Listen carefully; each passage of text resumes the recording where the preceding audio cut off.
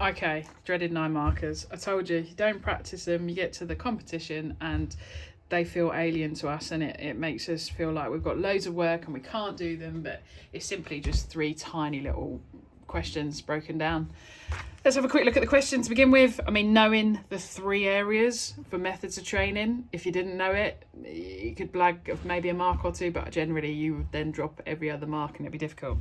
So he's a 100-meter sprinter. So Usain Bolt, 9 to 11 seconds, top kind of runners. Most of the top runners in the world are under 10 seconds.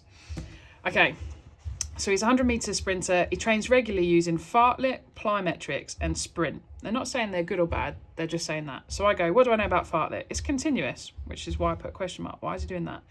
Different speeds, which is helpful, and different terrains, so that's important. Plyometrics, power and jumping. Develops power and it's jumping based.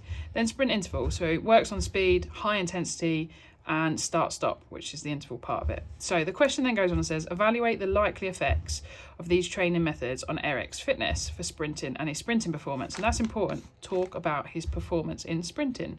And evaluate, so we talk about positives and negatives on evaluate. So I go for each one, break it down, a paragraph on each, I get 9 marks. This is how much writing you needed for 9 marks. Fartlek training, let's talk about that one because it's the first one on the list. Will improve cardiovascular and fitness because it's continuous. I could have put works continuously, which will help improve cardiovascular fitness, but I've been concise here. That's my first mark. I've identified a basic point. I've expanded that, which I put isn't required by a sprinter, as it's a short race. Again, not overly complicated, definitely accessible to everybody. So that's my A2. I've gone and explained what I mean by my original point. Only benefit he will get is hill runs, so when you run up and down hills, but otherwise it's not helpful for him and his technique.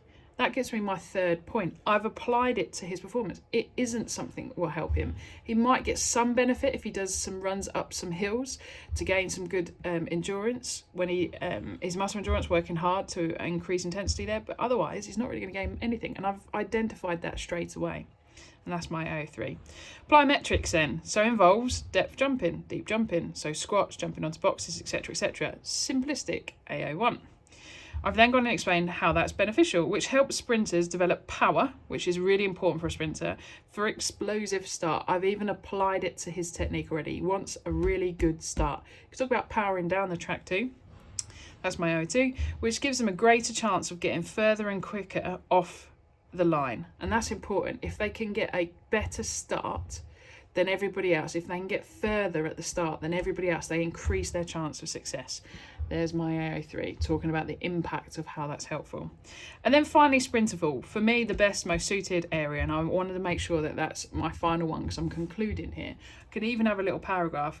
I would definitely use some plyometrics, focus on sprint interval, and I would drop the fartlek would be my kind of conclusion if I wanted to put that there, if I wasn't sure that I covered everything I needed to. So, and that's an AO3 point by making a summary based on all the information you've gathered. So finally, sprint interval training at high intensity, dead simple. It's high intensity. You're working super flat out, but for really short periods of time, matches the activity perfectly. This increases speed and technique needed for sprinting. If you're sprinting super high periods and short distances, you're developing technique and speed, which is perfect.